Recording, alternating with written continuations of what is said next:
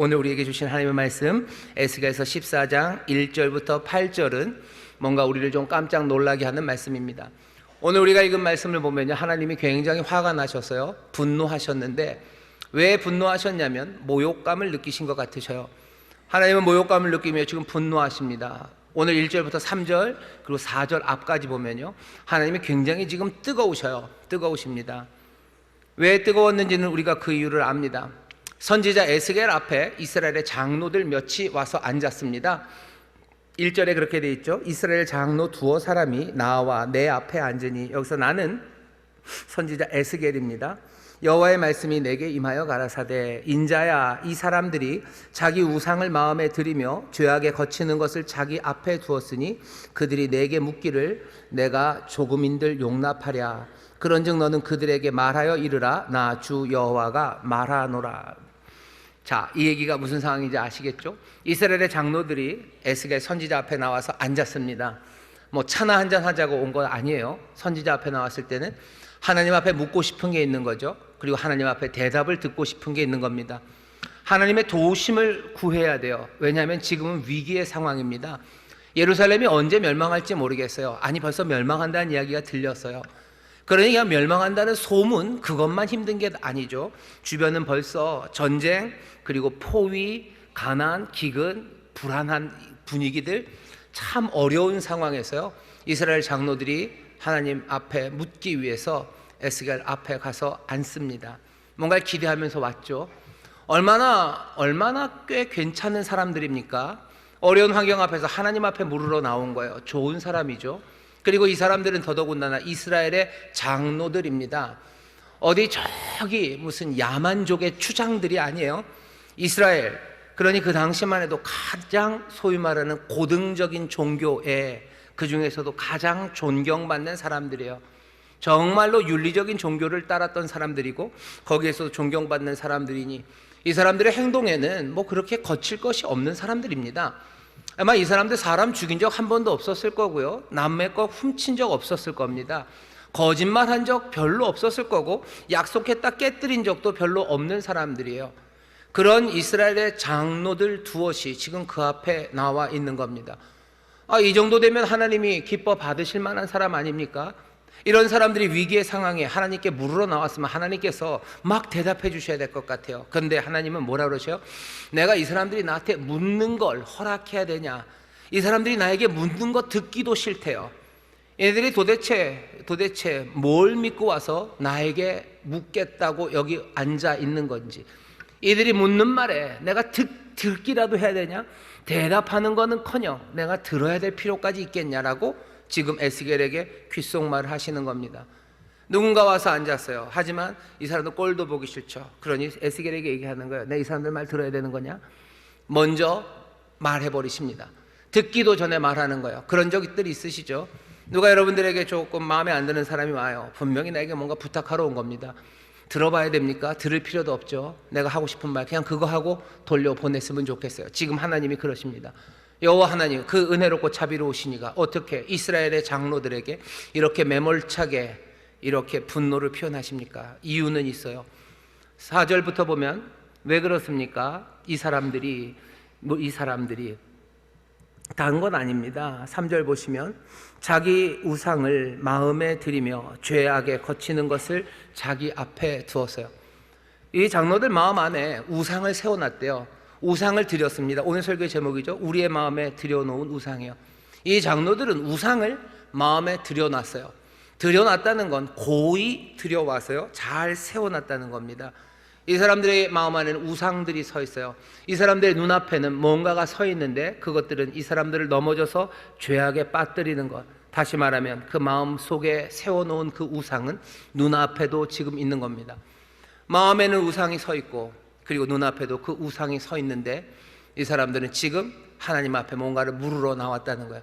하나님이 그게 너무너무 싫으신 겁니다. 왜? 10계명에서부터 얘기하셨어요. 10계명이 10개입니다. 이렇게 하면 안 돼요. 그리고 이렇게 살아야 돼요. 그 10가지 계명 중에 처음에 3개, 아마도 앞에 있는 게 더 중요하겠죠. 앞에 처음에 3개가 뭐였죠? 하나님께서 주신 10계명의 첫 번째는요, 오직 하나님은 한 분이에요. 하나님은 하나다. 그러니 너희들 우상 만들지 말아라. 뭐라도 나무로, 돌로, 뭐 쇠로 만들지 말아라. 뭐로도 만들지 말아라. 니들 눈앞에 우상 절대로 만들어 놓지 말아라. 세 번째는 뭐죠? 내 이름을 망령되이 일컫지 말래요. 지금 여기 선지자 앞에 나와 있는 이 사람들은 지금 그 일들 하는 겁니다. 우상 만들지 말라는데 우상 만들어 놨어요. 오직 하나님은 한 분인데 하나님 대신에 다른 하나님, 우상을 마음에 세워놓고요. 마음에 세워놓고 어떻게 한 거예요? 하나님 앞에 가서 하나님을 찾는 겁니다. 하나님의 이름을 불어요. 망령되이 부르는 거예요.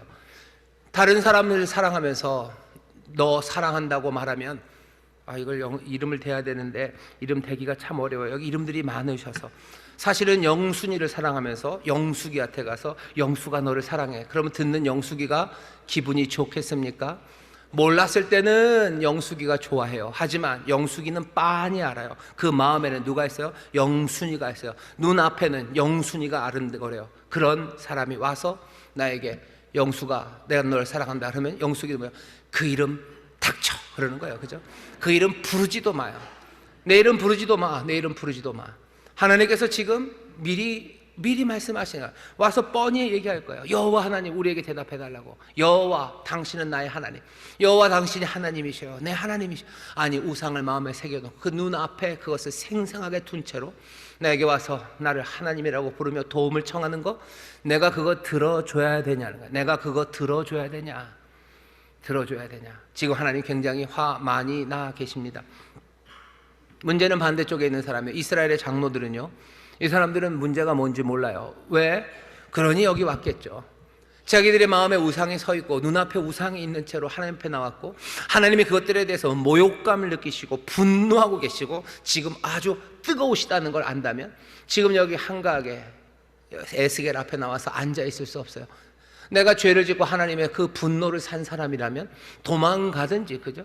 하나님 앞에 나오면 안 되죠. 도망가든지 아니면 하나님 앞에 나온다면 가슴을 찢으며 나와야죠. 엎드려야 되는 거죠.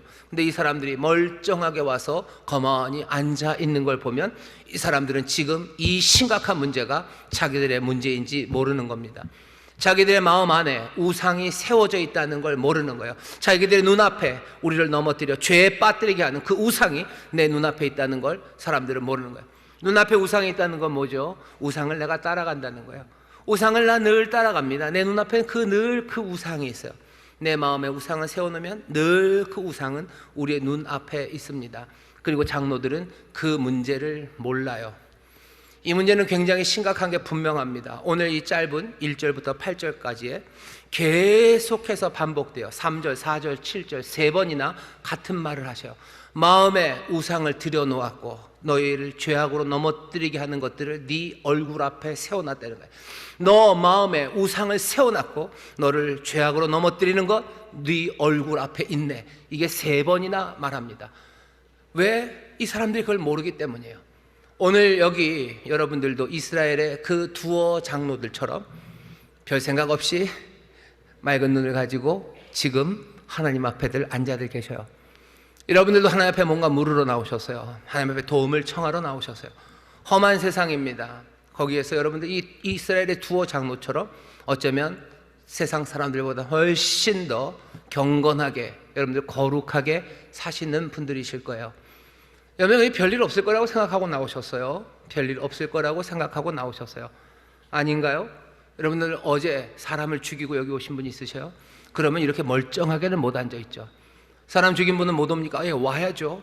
와서 멀쩡하게 앉아 있습니까? 못 앉죠. 눈물로 도망가든지 어디 멀리 도망가든지 사람을 죽이고 여기 왔으면 그냥은 못 앉아 있을 겁니다. 근데 여러분들 보니까 잘들 앉아 계셔요. 그러니 제가 보니까 어제 사람 죽이고 오신 분은 없으셔요.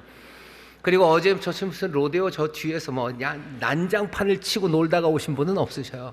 여러분 원래 그렇게 사시는 분들 아니시잖아요. 그죠?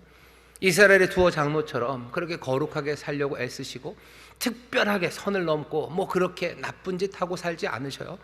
그래서 하나님 앞에 나옵니다. 그런데 하나님이 어쩌면 여러분들에게도 여기 있는 것처럼 매몰차게 대하실지 몰라요. 여러분들이 묻는 말에 대답 안 하실 때 많죠. 아니 뭐 말을 듣지도 않으시는 것 같죠. 예, 맞아요. 하나님이 어쩌면 안 들으신 겁니다. 내가 그 말을 들어야 될까라고 하시는 거예요. 아니 내가 들리긴 들리는데 내가 대답을 해야 되니? 라고 애쓰게 말하시는 것처럼 그런 상태일 수 있습니다. 어떤 상태라면 우리의 마음에 우리도 우리의 마음에 우상이 세워져 있고 우리의 눈앞에 우리를 죄악으로 넘어뜨리게 하는 우상이 있다면 그런 거예요. 이건 굉장히 위험합니다. 이스라엘 장로들은 자기 마음에 우상이 있다는 걸 몰라요. 여러분도 마찬가지예요. 아닌 분도 있습니다. 하지만 말해라 말해라 내가 말한다 라고 여호와께서 에스겔에게 이 말씀을 전하시는 것처럼 이 말씀은 급박해요. 들어야 됩니다. 여러분 오늘 살펴보셔야 돼요.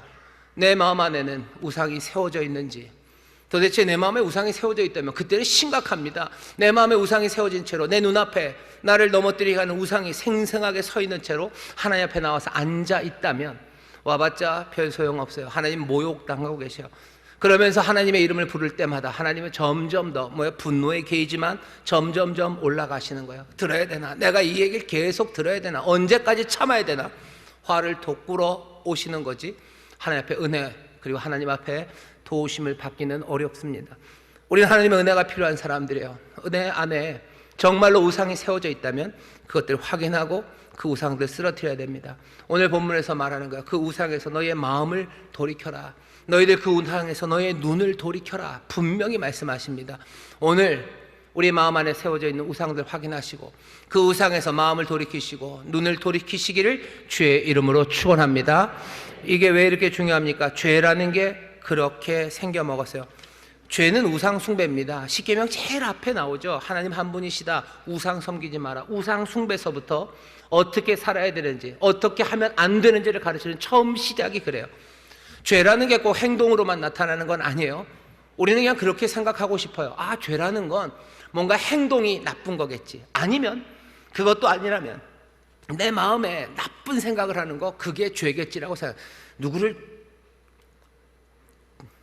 죽여버렸으면 좋겠다. 그건 죄 짓는 거예요.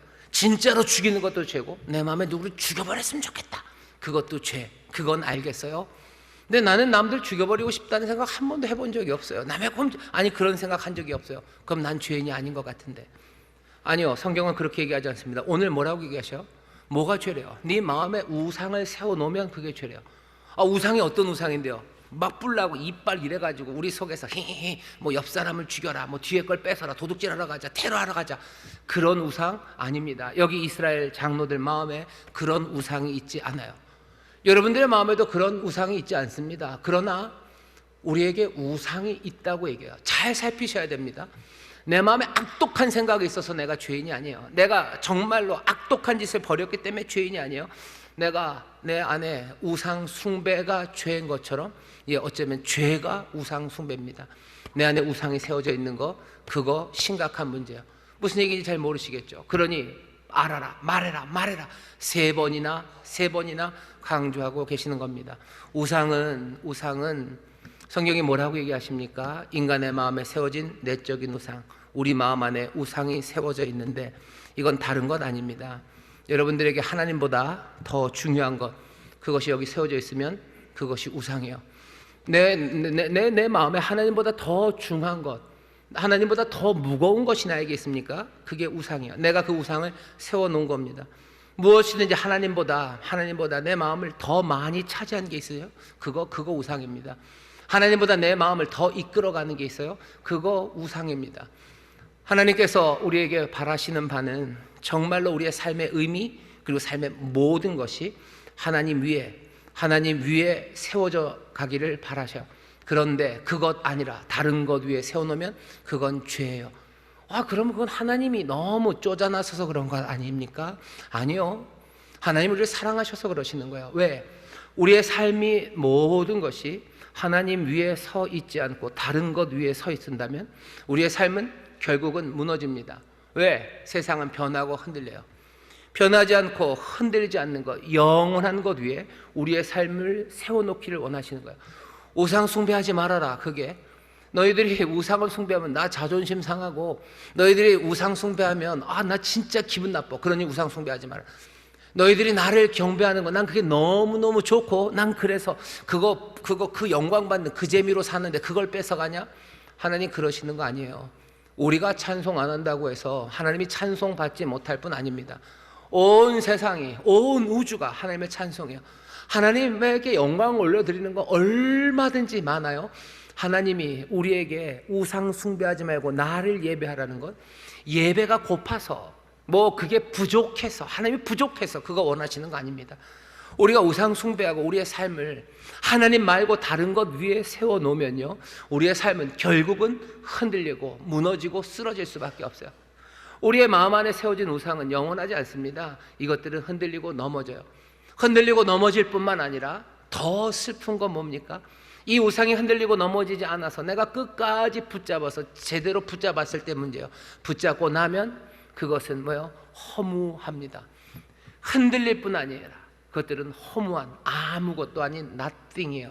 우상이라는 뜻 자체가 그렇습니다. 우상은 nothing이에요. 잡아봐야 아무것도 남지 않습니다. 먼지로 만들어졌던 우리예요. 먼지와 재로 만들어졌던 우리가 세워놓은 모든 것들, 그거 붙잡으면 먼지가, 재가 우리의 손가락 사이에서 그냥 쓰러져 사라지듯이 몽땅 다 사라져 버릴 겁니다.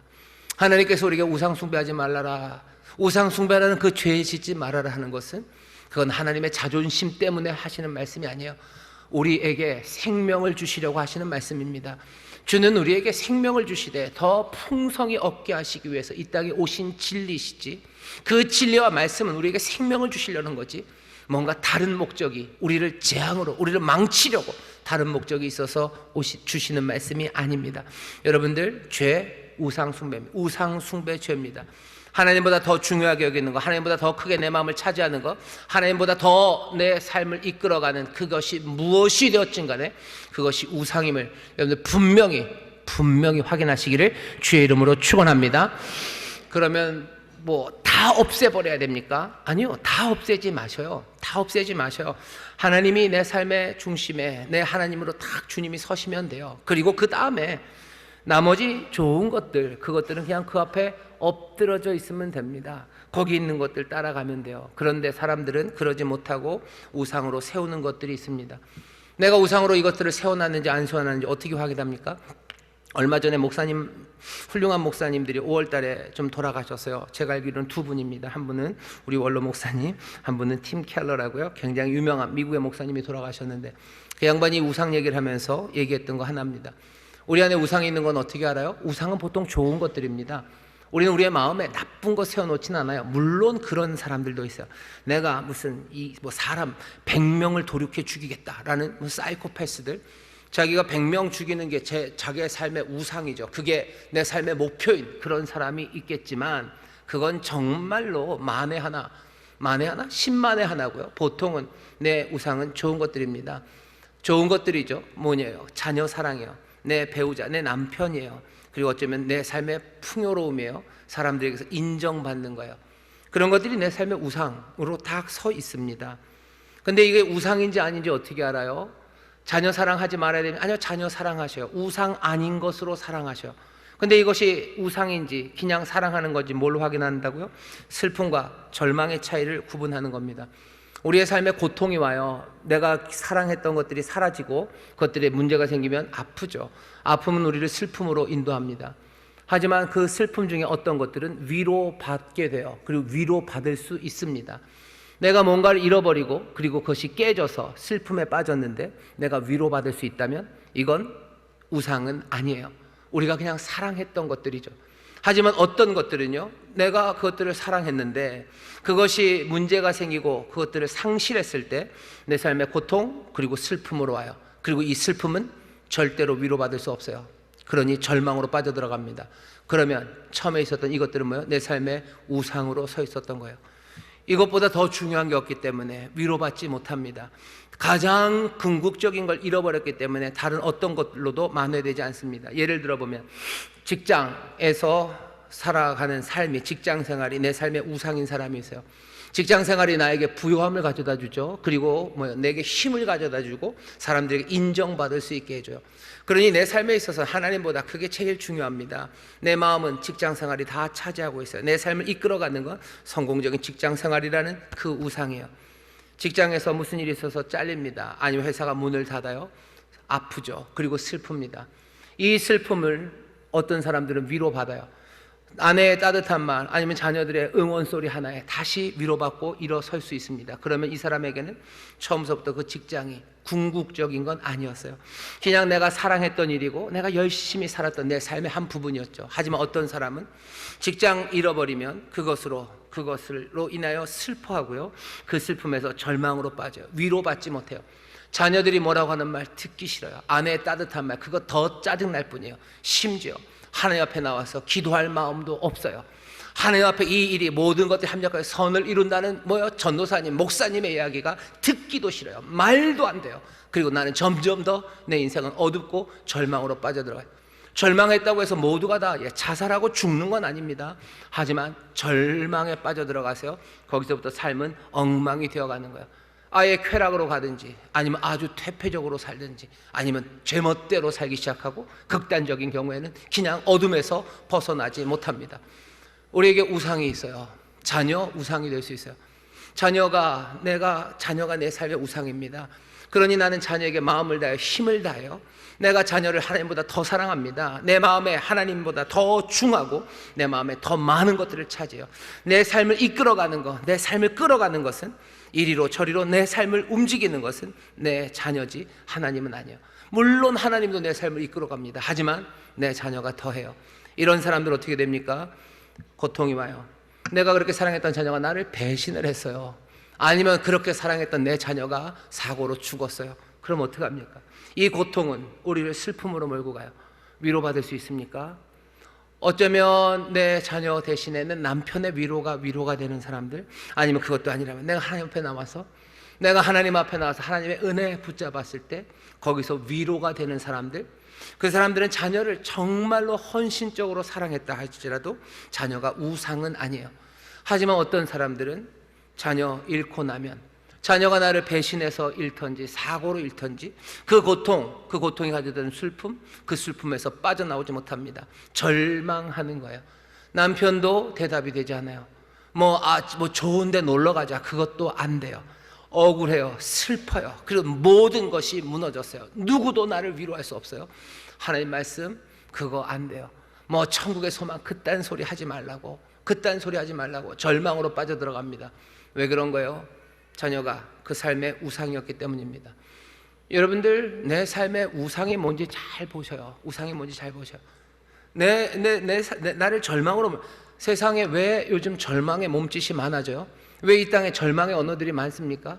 왜 이번 생은 망했다는 사람들 많아요? 그래서 엉망으로 살아갈 수밖에 없다는 이야기들이 왜 도처에서 들려옵니까? 다른 이유 없어요. 우리의 마음에, 우리의 자녀들이, 우리의 형제들이 우리의 마음에 우상을 세워놨기 때문이에요. 어떤 사람에게는 코인이 우상이에요. 코인 연결되어 있겠지만 코인이 우상이에요. 그것이 내 삶에 가장 중요해요. 그것이 내 삶에서 내 마음에 가장 많은 부분을 차지해요. 그것이 내 삶을 이끌고 가요. 회장으로, 아니 화장실로 나를 이끌고 가요. 그것들이 무너졌을 때 슬프죠. 슬픕니다. 고통스럽고 슬퍼요. 그리고 거기서 회복되지 못하는 사람, 그것이 우상이기 때문에 절망의 몸짓, 절망의 언어, 그것들을 쏟아냅니다. 이 시절에 절망이 판을 치는 이유는 우리 모두가 다 우상을 세워놨기 때문이에요. 흔들리는 것, 그것에 내 삶을 놓았기 때문에 그것이 무너지면 절망하게 되고요. 그리고 아까도 말씀드린 것처럼 오히려 그것들을 붙잡았을 때 사태는 더 심각해요. 거기에는 그냥 허무, 나띵만이 있기 때문이에요. 쾌락을 추구하는 사람이 있습니다. 쾌락이, 즐거움이 내 삶의 전부예요. 그러니 그것들을 쫓아갑니다. 쫓아가다 실패한 사람들, 그래서 절망에 빠지는 사람들이 있는가 하면 계속해서 쾌락과 즐거움을 찾아가는데 성공하는 사람들이 있습니다.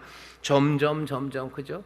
마약은 점점 세지고, 마약 점점 살 것들 많아지고, 온갖 종류의 쾌락, 욕심을 채울 수 있는 것들 다 구비해서 갖춘 사람. 그래서 내가 쾌락의 그 정점에 올라간 사람, 그 사람은 어떻게 될 것 같아요? 그 순간에 할 수 있는 일은 뭡니까? 하나밖에 없어요. 그냥 죽는 거죠. 죽을 만큼 좋대요. 난 이제 죽어도 좋대요. 왜? 그 뒤엔 아무것도 없기 때문입니다. 우상의 정점에 선 사람들, 그 다음엔 아무것도 없어요. 우리가 우리 마음에 우상이 있는지 잘 살피십시오. 여기에서 돌아서는 방법은, 그러면 하나님 말고 모든 것들을 다 미워합니까? 그렇게 극단적으로 생각하지 마셔요. 어떻게 합니까? 우상에서 벗어나는 건 말씀드리겠습니다. 여러분들의 사랑의 순서를 제대로 만들어 가셔요. 어거스틴이 한 말이에요. 세상의 죄는 뭐냐? 죄는 사랑이에요. 어떤 사랑? 질서가 깨진 사랑입니다. 뒤집어진 사랑이에요. 영어로는 disordered love입니다. 질서가 깨져버렸어요. 사람들은 사랑하면서 삽니다. 그리고 그 사랑이 문제를 일으키는 거예요. 죄는 사랑 때문에요. 누구는 음식을 사랑합니다. 그 사랑이 질서 있으면요, 그건 아름다움이 돼요. 하지만 그것이 disordered, 그게 병적인 아니면 뒤집어진 질서가 깨진 사랑이 되면 그때는 심각한 죄, 그리고 문제, 그리고 죽음에 이르는 거죠. 엄청난 탐욕스러운 식사, 그거 삶을 얼마나 망칩니까? 내 건강을 망쳐요. 주변을 망쳐요. 그리고 온 세상을 망쳐 놓습니다. 사랑, 우리는 사랑으로 살아요. 하지만 뒤집어진 사랑, 무질서한 사랑, 그것이 죄입니다. 방법은 뭐예요? 질서를 찾아가는 거예요. 질서는 어떻게 해야 되는데요? 정말로 사랑해야 되는 그 사랑이 먼저입니다. 그 사랑은 당연히 하나님 사랑하는 거예요. 하나님 가장 사랑하기 시작할 때 삶의 순서가 잡혀져 가기 시작하는 거예요. 내가 내 자녀 때문에 절망했습니까? 그런 건 뭐예요? 내가 내 자녀를 내 우상으로 세워놓은 거예요. 그럼 어떻게 해야 됩니까? 하나님 앞에 나와서 얘기하셔야 돼요. 내가 하나님의 자리에 내 자녀를 놓았다고 얘기하셔요. 내가 하나님보다 내 자녀를 더 사랑했습니다. 내가 이제 하나님 더 사랑하길 원합니다. 여러분, 그렇게 돌아서기 시작할 때, 이 질서가 잡히기 시작할 때요, 사랑은 죄가 아니라 우리에게 축복이 되기 시작해요. 내 자녀가 나를 배신했다고 해서 나는 절망으로 빠져들어가지 않고요, 내가 하나님 사랑해요. 하나님의 은혜를 사랑해요. 하나님의 다스리심을 내가 믿어요. 내 삶은 거기에 있어요. 그때부터 정말로 내가 온 생명을 다해서 다 바친 내 자식이 그냥 여자 만났다고 떠나간 그 배신감에 절절해서 절망하지 않고요, 나는 어떻게 합니까? 하나님을 사랑하는 그 사랑, 하나님의 은혜, 또 주의 다스림을 믿는 그 든든한 소위 말하는 믿음, 소망, 사랑 안에서요, 내 자녀를 어쩌면 용서할 수도 있고, 아직 용서할 수 없다면 내 자녀를 위해서 기도할 수 있고, 또 내 자녀를 향해서 소망을 품으며 나는 내 자녀를 여전히 사랑할 수 있는 겁니다. 직장도 마찬가지예요. 직장에서 돈 버는 거, 여러분들 돈 버는 거 사랑하십시오. 성실하게 사랑하셔요. 일터 사랑하셔야 돼요. 예수 믿는 사람 하나님 사랑하고 일터를 미워요. 아니요, 일터 사랑하셔요. 하지만 질서 있게 사랑하셔요.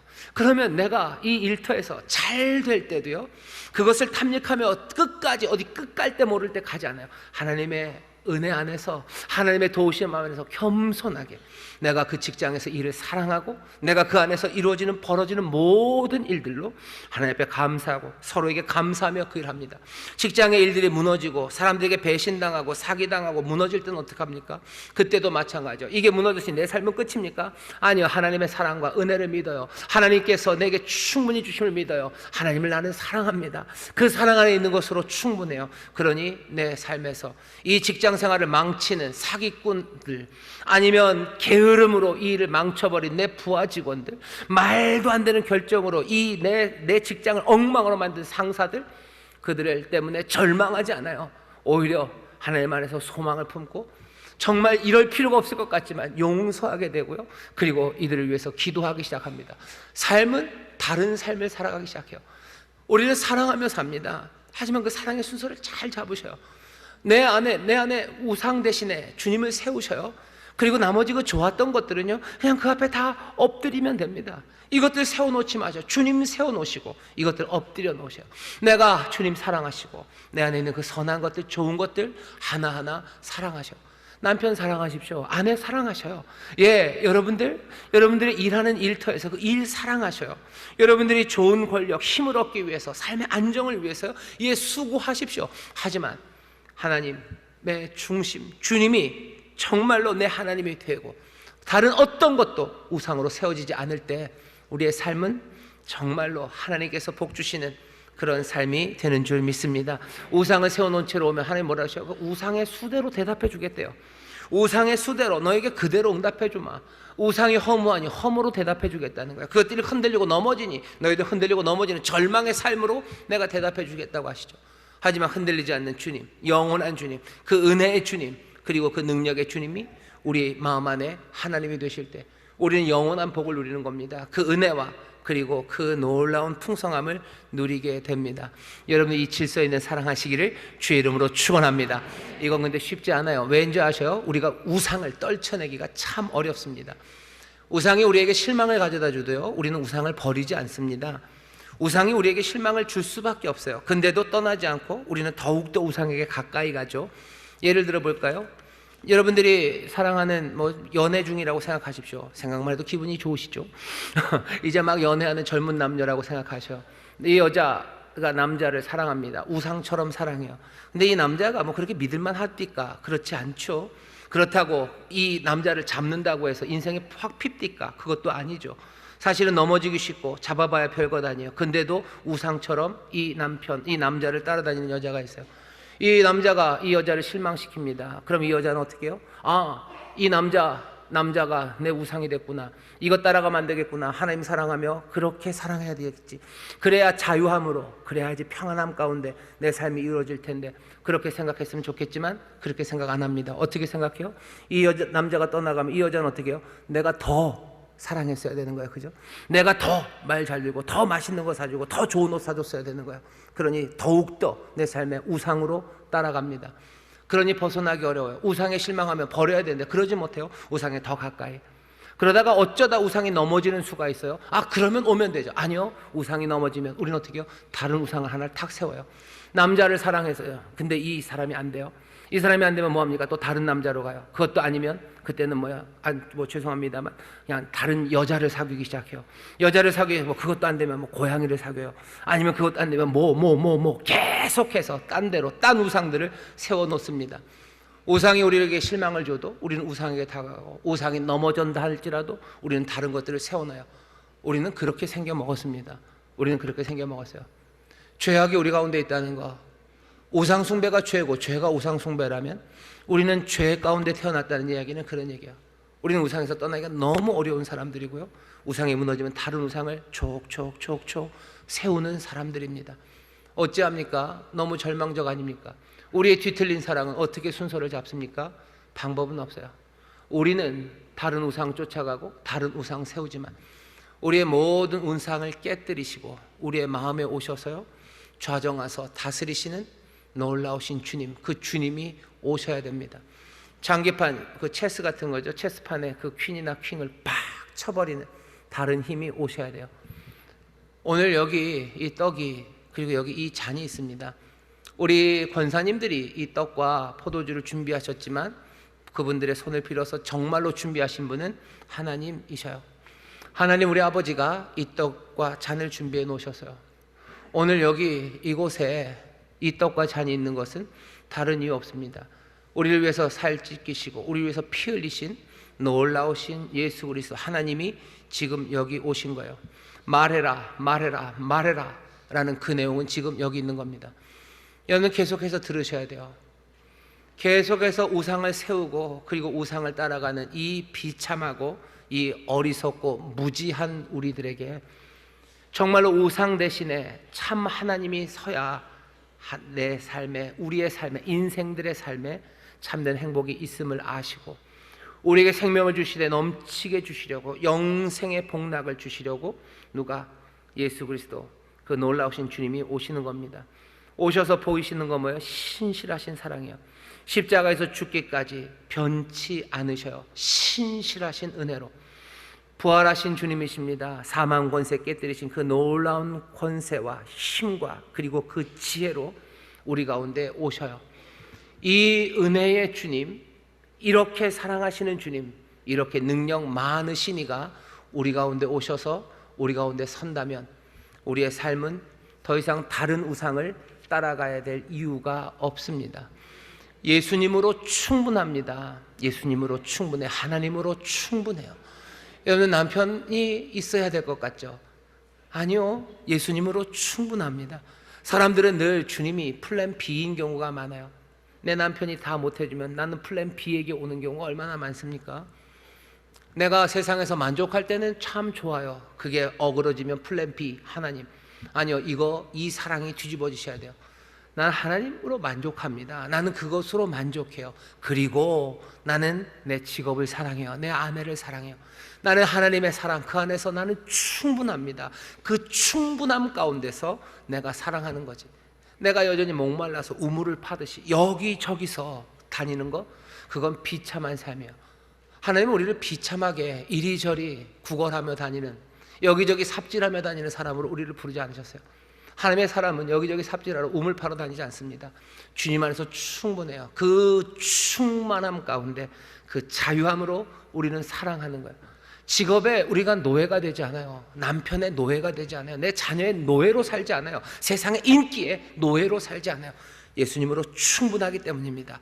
그 충분함, 그 충만함 안에 나는 자유함으로 사랑하고, 나는 그 의로움으로 사랑하고, 그리고 그 놀라우신 은혜로 사랑하는 사람들, 그런 사람들이 되어가는 겁니다. 그래야 하나님 앞에서 나는 함께 즐거워하고 하나님의 은혜를 누립니다. 오늘 여기 계신 하나님의 귀한 자녀 되신 여러분들, 제가 여러분들의 마음속을 볼 수 있으면 참 좋겠어요. 그래서 우상이 없으시군요 라고 말했으면 좋겠는데, 제가 그렇게는 아니에요. 하지만 제가 분명하게 말씀드릴 수 있는 거 하나는, 오늘 이 떡을 먹고 이 잔을 마시는 분들, 믿음으로 이 은혜를, 이 놀라우신 다스리심을 영접하시는 분들, 여러분들 아래 오늘 주께서 정말로 하나님으로 온전히 서시고 내 구주로 서시는 귀한 은혜가 임할 것, 이것은 분명합니다. 이 믿음을, 이 진리를 영접하시기를 주의 이름으로 축원합니다. 주의 이름으로 축원합니다. 주님 먼저 사랑하시기를 주의 이름으로 축원합니다. 주님 제일 뜨겁게 사랑하시기를 주의 이름으로 축원합니다. 기도하겠습니다. 하나님 감사합니다. 우리의 삶이 어떻게 엉망으로 되는지, 아버지 하나님, 우리가 범법자라가 아닙니다. 우리의 삶에, 우리의 마음 안에 우상이 새겨져, 우상이 세워져 그 우상 따라가면 아버지 하나님, 우리의 삶이 엉망이 될 수밖에 없는 죄인들입니다. 주여, 이 시간 다시 한번 말씀으로 깨달으셨으니 성찬에 참여하는 모든 일들, 이제 참 왕이 우리에게 오십니다. 참된 구주가 우리 가운데 오십니다. 참된 소망이 우리 가운데 오십니다. 온전히 예수 그리스도, 우리 하나님만이, 우리 주님만이 내 삶의 주인이 되어주시고 내 삶에 든든히 서 다스려 주시옵소서. 감사드리며 예수님 이름으로 축복하며 기도하옵나이다. 아멘.